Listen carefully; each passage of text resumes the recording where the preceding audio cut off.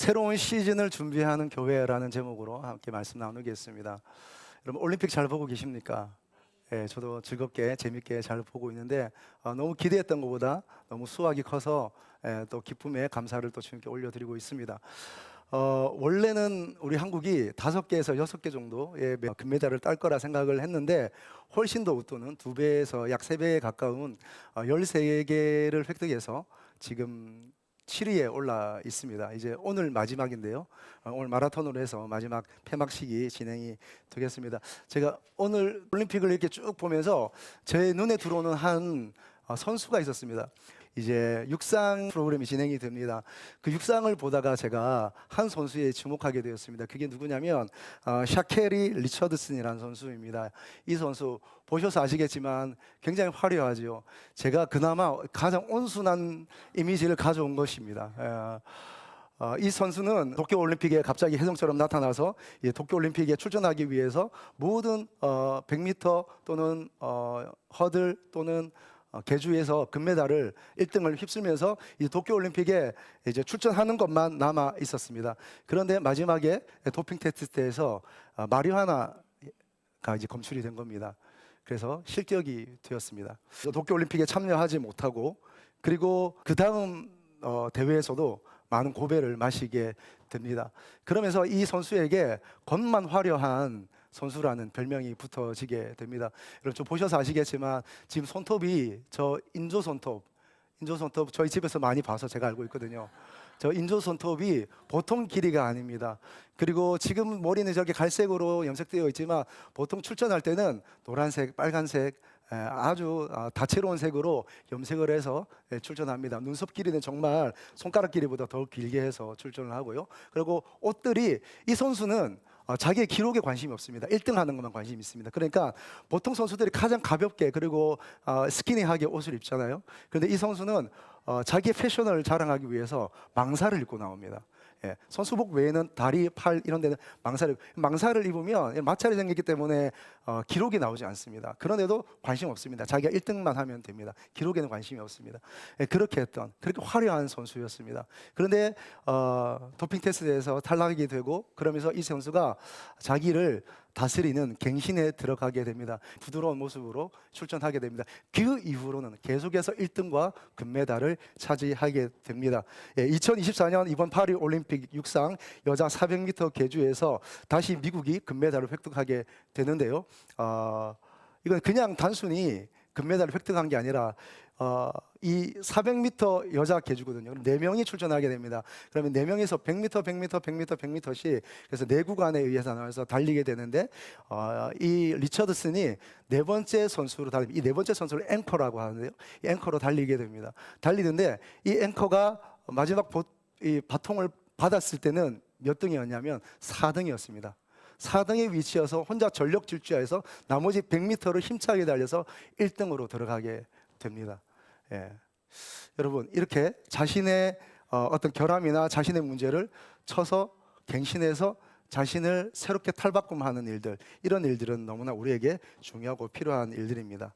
자, 이렇게 스스로의 변화가 되지 않으면 또 밖에 외부로서의 도움을 통해서 변화를 받을 수도 있습니다. 다음 그림 한번 보여주시겠어요?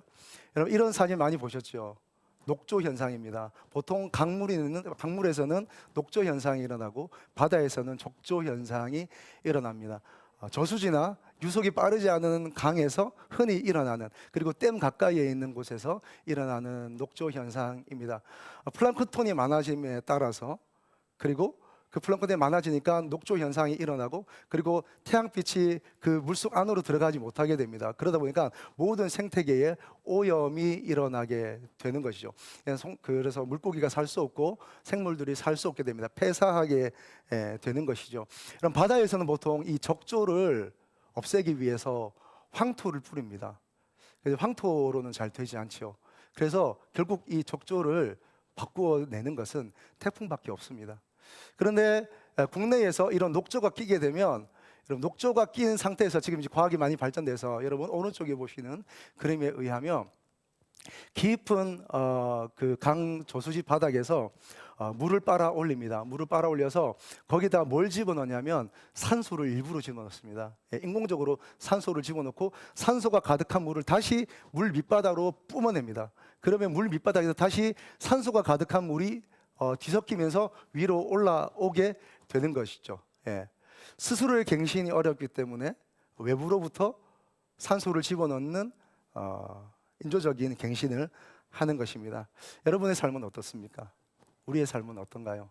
우리의 삶도 스스로 갱신하고 새로운 길을 가고 또 하나님께서 원하는 한 걸음 한 걸음을 가야 하지만 그럼에도 불구하고 잘 되지 않을 때는 우리가 성령의 도움을 구하는 것입니다. 하나님의 도움을 구하고 한 걸음 한 걸음 앞으로 나아갈 수가 있겠습니다. 여러분, 이런 모습들은 사실 다 위기의 모습이죠. 위기에 처한 것들이라고 할 수 있습니다. 그런데 위기가 꼭 나쁜 것은 아닙니다. 제가 예전에 읽었던 위기를 기회로 바꿔라라는 책이 있는데요. 매일경제 이코노미 글로벌 비즈니스 팀에서 이제 엮어서 만들어낸 책입니다. 위기를 기회로 바꿔라. 여러분, 위기는 꼭 위험한 것만이 아니라 위기라고 말할 때 이 기는 시간을 말하는 거잖아요. 그래서 위기는 다시 기회가 될 수 있는 것입니다. 한번 따라 하실까요? 위기는 기회가 될 수 있다.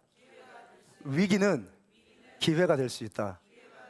그런데 아무에게나 위기가 기회가 되는 것은 아닙니다. 위기를 관리하는 자만이 위기를 기회로 바꿀 수 있습니다. 여러분, 이 책에서 이 팀들이 한 회사를 소개한대요. 노키아라는 회사가 있습니다. 노키아. 우리는 핸드폰을 생각할 때 삼성 아니면 아이폰 아니면 이제는 이제 더 이상 출시하지 않지만 뭐 LG폰 이 정도 생각하겠지만 노키아 폰이 있습니다. 노키아 폰. 예, 노키아에서는 원래는요, 뭐 펄프 종이, 고무 이런 것들을 생산하던 회사였습니다. 이 회사에 위기가 오게 되는 것이죠. 그리고 마침내 그 CEO가 자살하는 사태까지 일어나게 됩니다. 그 이후에 다시 경영자로 오르게 된 사람이 요르마 올릴라입니다. 그래서 이 올릴라가 정말로 이 노키아의 명성을 올려버립니다. 할렐루야. 예. 자, 첫 번째는 브랜드화하는 것입니다. 브랜드화. 이 노키아, 여러분, 노키아는 핀란드의 지역에 있는 그냥 지방 회사입니다. 이런 핀란드 지방 회사, 전 세계가 이름조차 알지 못하는 이 회사를 미국 코스닥에 상장하게 됩니다. 많은 사람이 말렸지만 상장하게 되면서 홍보 효과를 보게 됩니다. 여러분, 얼마나 실효를 얻었는가, 그것보다 온 지구가 노키아라는 이름을 알게 된 것입니다. 그래서 먼저 브랜드화하게 됩니다. 그리고 자기들의 회사와 이 스마트폰을 만들기 위해서 많은 회사들과 연계하게 되는데, 근데 이제 부품이나 재료들을 구입해 와야 되잖아요. 이 상황에서 한 회사하고만 거래하지 않는 겁니다. 여러 회사와 관계를 맺으면서 적절히 이제 분산 투자하게 되는 것이죠. 그 상황에서 그들과 함께 있던 에릭스라는 회사의 부품에 생산하는 공장에서 불이 나게 됩니다. 그런데 그 전에 많은 재료 회사들과 관계를 맺었던 것들이 효과를 얻어서 그 위기에서 이겨내게 되는 것입니다. 여러분, 여러분의 인생은 어떻습니까? 여러분의 삶에 때로는 위기와 어려움과 때로는 뭔가 새로워져야 하는데 마음대로 뜻대로 되지 않고 뭔가 주님께서 원하시는 분명한 삶이 있는 것 같은데 내 스스로 되지 않고 또 기도하지만 여전히 어떤 궁핍함 속에 있고 공고함 속에 있는 나 자신을 발견할 때가 있지 않습니까? 여러분, 걱정하지 마십시오. 주님 우리와 함께 하십니다. 할렐루야. 여러분 안에 소원함이 있다면, 여러분 안에 하나님을 향한 갈망이 있다면, 여러분 안에 주님 안에서 성령 안에서 새로워지고 하자는 여러분 그 열망이 있다면 하나님 그 갈망과 열망을 사용하여 주실 줄로 믿습니다. 여러분, 성경에 보면 이렇게 자신의 삶을 변화시켰던 여러 인물을 소개하고 있습니다. 마태와 베드로를 먼저 좀 소개하겠습니다. 베드로를 예수님께서 부르실 때에 어떤 대화가 오갔는지 여러분 다 알고 계시죠? 성경을 읽어서 잘 아시겠습니다만 예수님이 베드로를 만납니다. 베드로를 만나서 물고기가 감당할 수 없는 정도로 잡히게 되는 것을 경험하게 됩니다. 그 순간 베드로는 예수님 앞에 무릎을 꿇습니다. 무릎을 꿇고 얘기합니다. 주여, 나를 떠나소서. 나는 죄인입니다. 예수님을 감당할 수 없다는 겁니다. 예수님의 새 나라를 감당할 수 없다는 것입니다. 예수님의 그 거룩을 이 죄인이 감당할 수 없으니 저를 떠나십시오. 어쩌면 이런 고백이 죄인된 우리가 진짜로 해야 하는 고백인지도 모르겠습니다. 그러나 그 말을 주님께서 들으시고 오히려 그 말에 전혀 반대되는 얘기를 하세요. 뭐라고 얘기하세요? 나를 따라오너라 내가 너희로 사람 낚는 어부가 되게 하리라. 할렐루야. 한번 따라 하실까요? 나를 따라오너라 사람 낚는 어부가 되게 하리라. 네, 이것이 우리 주님의 부르심입니다. 죄인이어서 자기 자신을 볼 때, 자신의 어떠함을 볼 때 아무것도 할 수 없고, 지난 인생을 돌아볼 때 죄 지은 것밖에 없고 허무해 보이고 믿음 가운데 살아있는 것 같아 보이지만 전혀 과거로 돌아보면 아무런 성과도 아무런 족적도 그리고 다툼과 분쟁밖에 없었던 그런 어려운 시절들을 생각하게 되면 우리 아무것도 할 수 없을 것 같아 보입니다. 그런데 이러한 우리에게 주님은 나를 따라오너라 내가 생각하지도 상상하지도 못했던 그 일을 내가 너로 하여금 하게 하리라. 할렐루야. 이 부르심 가운데 응답하기를 주님의 이름으로 축복합니다. 자, 중요한 것은 이때 베드로가 하는 행동입니다. 그게 뭐냐면 여러분 마태복음 4장 20절에 이렇게 얘기합니다. 그들이 곧 그물을 버려두고 예수를 따르니라. 곧 그물을 버려두고 예수를 따르니라. 할렐루야. 한 사람 더 있습니다. 마태입니다. 마태. 예수님의 마태를 만났을 때 마태는 어디 있었냐면 성문 앞에 있었어요. 성문은 주로 어떤 자리냐면 여러분 고대의 성문은요 세금을 걷는 자리입니다. 성문 앞에 앉아서 그 성 안으로 들어가는 사람들에게 이 도시로 들어갈 때에 세금을 받는 사람입니다. 여러분 이 세금을 받는 사람, 세금을 받으면서 이 얼마나 많은 돈과 동전을 그가 가지고 있었겠습니까? 예수님이 그에게 찾아오셨습니다. 나를 따라오너라 말씀하셨어요. 그런데 그때 마태가 행한 행동이 있습니다. 마가복음 2장 14절에 이렇게 되어 있습니다. 또 지나가시다가 알페오의 아들 레위 세관에 앉아 있는 것을 보시고 그에게 이르시되 나를 따르라 하시니 그 다음 이 마태가 어떻게 했을까요? 아시는 대로 일어나 따르니라. 베드로는 그물을 버려두고 따릅니다. 마태는 자기가 하고 있는 모든 생산적인 일들을 버려두고 주님을 따라가게 됩니다. 쉬웠을까요? 어려웠을 겁니다. 쉽지 않았을 겁니다. 그러나 그들은 따라가게 됩니다. 어떻게 이런 일이 가능할까요? 지난주에도 말씀드린 것처럼 진짜를 보면 가짜를 버리게 되어 있습니다. 참된 것을 보면 참되지 않은 것을 내려놓게 되어 있습니다. 어릴 때 가지고 놀던 장난감 더 이상 어린이 되어서는 가지고 놀지 않는 것처럼 여러분 진짜를 보면 가짜를, 참된 것을 보면 참되지 않은 것을 내려놓게 되는 것입니다. 할렐루야. 여러분 그럼 우리 어떻게 해야 될까요? 우리도 베드로처럼 마태처럼 생업을 다 내려놓고 사업을 버리고 직장생활 다 내려놓고 목사가 되라는 말입니까? 선교사가 되라는 말입니까? 뭐 어떻게 하라는 말입니까? 아니요 여러분, 그런 직업을 바꾸라는 얘기가 아닙니다. 사랑하는 여러분, 오늘 주님의 음성이 들리지 않습니까? 오늘 우리를 새롭게 하기 위해서, 더 큰 사역을 위해서, 더 온전하고 능력이 있는 하나님의 나라를 위해서, 또 우리 가운데 생명 주시기 위해서, 과거는 비교도 되지 않는 새 삶을 주시기 위해서 오늘 우리를 새로운 단계, 새로운 스텝, 새로운 시즌으로 부르시는 하나님의 음성이 혹시 들리지 않습니까? 그 음성 가운데 우리가 해야 될 반응은 참되지 않은 것을 내려놓는 겁니다. 주님께서 원하지 않는 것들, 주님께서 기뻐하지 않는 것들을 우리가 내려놓고 정말 주님께서 원하시는 새로운 시대가 무엇인지, 하나님 나라가 어떤 것인지 묵상하고 사모하며 주님과 함께 동행하는 것입니다. 할렐루야. 성령님과 함께 동행하시기를 주님의 이름으로 축복합니다. 한 사람 더 있습니다. 제가 소개하고 싶은 한 사람이 있습니다. 그분은 바로 이분입니다. 엘리사입니다. 엘리사. 여러분 엘리사와 엘리야를 잘 아시죠? 엘리야가 엘리사의 스승입니다. 엘리야가 엘리사를 찾아와서 그에게 기름 붓습니다. 기름 붓고 엘리사를 이어서 다음 선지자로 삼게 됩니다. 그때 이 엘리사의 직업은 무엇이었을까요? 선지자였을까요? 제사장이었을까요? 아니면 고급 관리였을까요? 서기관이었을까요? 아니요. 그림에서 보시는 것처럼 여러분 이 사람은 농부였습니다. 농부. 기름을 붓고 너는 나를 따르라, 제자가 되라고 하는 것입니다. 예수님께서 베드로를 부르듯이, 예수님께서 세리 마태를 부르듯이 이 엘리사를 부르십니다. 부르고 넌 나를 따르라. 그렇게 얘기합니다. 그래서 엘리사가 제가 선생님 따라가겠습니다. 엘리야 선생님을 제가 따라가겠습니다. 그리고 이렇게 기름 부어주신 대로 제가 그 길을 걷겠습니다 라고 결심하고 갑니다. 그런데 이 그림에는 나오지 않지만 이 엘리사가 어떻게 했을까요? 여러분, 이 사람에게는 농사를 짓던 소와 이 농기구가 있습니다. 그렇죠? 우리는 어떻게 할까요? 여러분은 어떻게 하시겠습니까? 만약에 내가 믿음에 따라서 어떤 스승을 따라가야 된다, 예수님 따라가야 된다, 내 삶을 정리해야 된다 하면 여러분 어떻게 하시겠어요? 그렇죠? 논 팔고 땅 팔고 집 팔고 냉장고 팔아, 그렇죠? 더 값진 것을 사야 하겠죠. 예. 어떻게, 소가 아깝잖아요.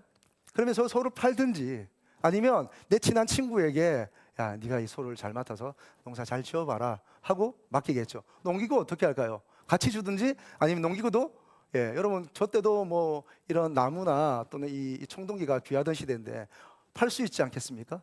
그죠?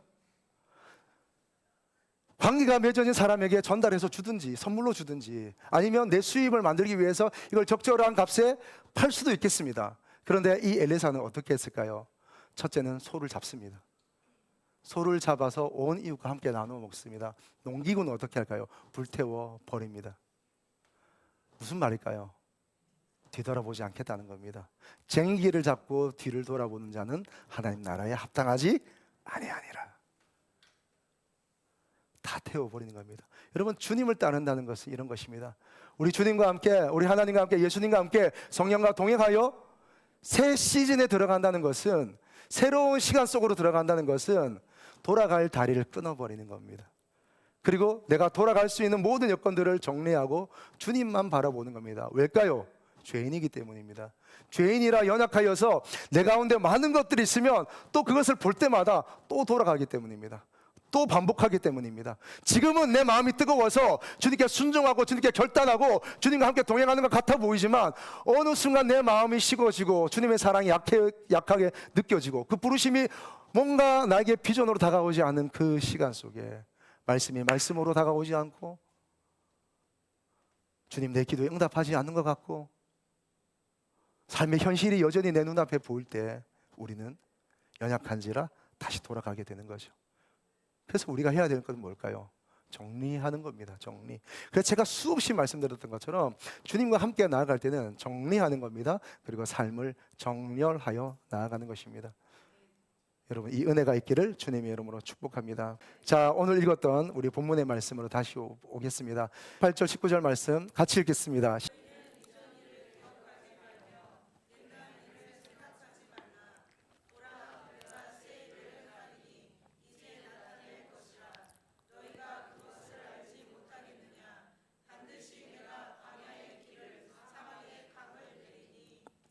아멘. 여러분, 좀 정리하면서 말씀을 드리면 우리는 열심히 삽니다. 우리는 최선을 다해서 삽니다. 여러분, 정말 열심히 살아오셨습니다. 수고 많으셨습니다.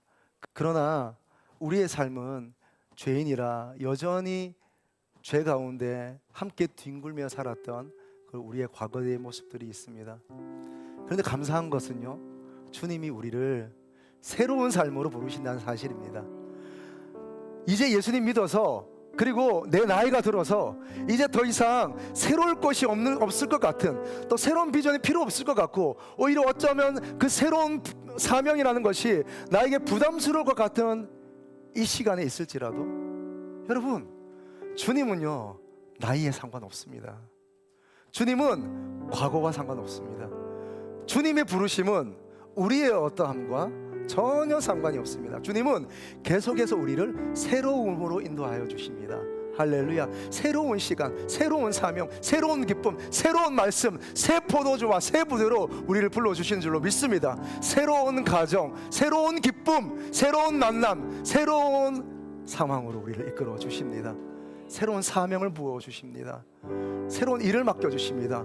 성령께서 날마다 우리를 새롭게 하시는 줄로 믿습니다. 이 새 은혜가 있기를 축복합니다. 우리는 이런 녹초가 꽉 낀 이 저수지와 같이 조금 더 생명력이 없을 것 같은 우리의 이런 순간과 시간이 있지만 여러분, 그때마다 여러분 주님께 한 발짝 더 나가시기를 주님의 이름으로 축복합니다. 여러분, 많은 말씀을 드렸지만 오늘 본문 말씀을 통해서 다시 한번 정리하며 나아가겠습니다. 여러분, 43장 18절 19절 이 두 절의 말씀에서 주님은 새로운 시즌으로 나아가는, 새로운 단계로 나아가는, 새로운 생명과 기쁨으로 나아가는 우리에게 주님은 두 가지를 말씀하십니다. 첫 번째는 18절의 말씀입니다. 다시 한번 읽으실까요? 너희는 이전 일을 기억하지 말며 옛날 일을 생각하. 옛적 일을 기억하지 않는 것입니다. 첫 번째는, 여러분, 새로운 스텝, 새로운 시즌, 새로운 걸음으로 나아가기 위해서 너무나 중요한 것은 우리가 옛적 일을 기억하지 않는 것입니다. 여러분, 여러분의 과거는 어떠하십니까? 잘 살아오셨습니까? 멋지게 살아오셨습니까? 아니면 기쁨 가운데, 성령 충만한 가운데 살아오셨습니까? 아니면 돌아보니 참 가슴 아픈 것 뿐입니까? 근데 주님은 오늘 이렇게 말씀하세요. 너희가 옛적 일을 기억하지 말라. 여러분 어떠세요? 여러분, 여러분의 과거에 대해서 자랑스러우세요? 아니면 여러분의 과거에 대해서 수치스러우세요? 상관없습니다. 아무 상관없습니다. 여러분, 주님은 옛적 일을 기억하지 말래요. 잘한 일인들, 못한 일인들 기억하지 말라는 거예요. 지나갔으니 보라, 새 것이 되었도다. 할렐루야. 지나갔습니다. 잘한 것은 주님께 올려드리고 못한 것은 주님 십자가에 못 박아 주옵소서. 주님이 우리와 함께 하십니다. 여러분, 과거는 과거로 끝난 것입니다. 여러분, 아픔의 상처가 있습니까? 아직도 용서 못할 사람이 있습니까? 과거에 잘한 것들이 뭔가 내게 프라우드가 됩니까? 어깨에 견장이 됩니까? 다 버리십시오. 너희는 이전 일을 기억하지 말며 옛날 일을 생각하지 말라. 할렐루야. 여러분, 망각의 은혜가 있기를 축복합니다. 아, 그랬었나? 아, 다 잊어버렸네. 이 은혜가 있기를 주님의 이름으로 축복합니다. 자, 이것이 첫 번째고요. 두 번째가 있습니다. 두 번째는 19절입니다. 19절의 말씀 제가 읽어드리겠습니다. 보라, 내가 새 일을 행하리니 이제 나타낼 것이라. 너희가 그것을 알지 못하겠느냐? 반드시 내가 광야의 길을, 사막의 강을 내리니. 할렐루야. 새 일을 기대하는 것입니다. 할렐루야. 여러분, 과거의 일을 잊어버리십시오. 그리고 하나님께서 지금부터 시작하여 역사하시는 새 일을 기대하시기를 주님의 이름으로 축복합니다. 새 시즌을 주십니다. 새 마음을 주십니다. 새 기쁨을 주십니다. 새 은혜를 더하여 주실 줄로 믿습니다. 할렐루야. 사랑하는 여러분, 우리 교회가요, 개척해서 벌써 1년 7개월을 달려왔습니다. 1년 7개월, 한 19개월 달려왔습니다. 교회 사임하고 처음 우리 가정에서 12월 11일 처음에 내 가족이 모여서 예배하는데, 여러분, 예배가 아니죠. 우리 아들은 들어눕고 우리 딸은 시무룩하게 있고, 여러분, 모든 도구와 시스템을 벗어나서 순수한 예배자로 서니까 내가 예배자인지 아닌지 알 수 있더라고요. 환경으로 해서 예배 드렸는지, 어떤 악기를 통해서 예배를 드렸는지, 아니면 내가 진심으로 내 마음으로 예배를 드렸는지, 아무것도 없이 그냥 식탁에 앉아서 4명 딱 앉아서 예배 드리니까 예배자인지 아닌지가 딱 드러나더라고요.